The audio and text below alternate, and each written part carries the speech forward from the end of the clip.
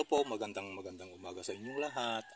Gusto lang namin ipakita sa inyo yung resulta yung tinanim ni RS TV Mushroom po. Heto po ay pang 13 days na. Kasi ipaliwanag ko sa inyo, noong itinanim namin dito, yan din ang nagsimula po yung ulan namin dito sa lugar namin. Kaya medyo natagalan po ang paglaki nito. Nung 5 days nito,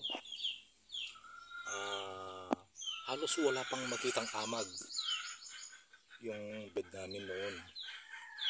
Kaya nag-aalangan na ako kung bakit nagkaganon, kasi yung bed namin hindi maibigay yung talagang init na supply po ng tanim namin noon.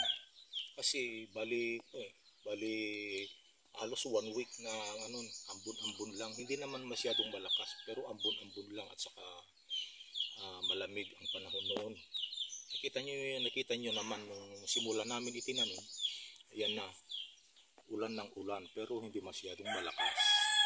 Saka lang medyo nagkaamag ito noong ipinakita namin noong 7 days po nito. Kaya nagpasalamat ako sa Panginoon dahil okay naman yung tanim namin. Kaya maraming salamat po sa Panginoon natin, kasi siya ang nagbigay ng ganito karami ng bunga ng tanim namin. Kaya inanyanyahan po kayo, mga nagbabalak, mga gustong magtanim ng ganito mushroom. Kaya kung gusto nyo, puntan nyo lang si RS TV Mushroom kung yung malapit kayo. Heto po ang resulta yung tanim namin. Baka Lunes mag-harvest na kami dito. Yan na lang muna, medyo short yung video namin. Pinakita lang namin yung resulta yung tanim namin.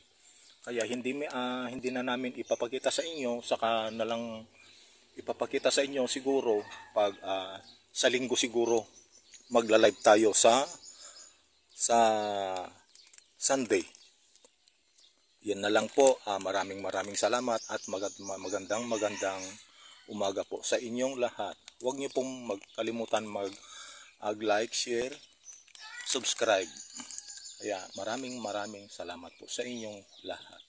Ulit kung paano po gumawa ng mother's spoon. So ito po yung ginagawa ni Papa ngayon.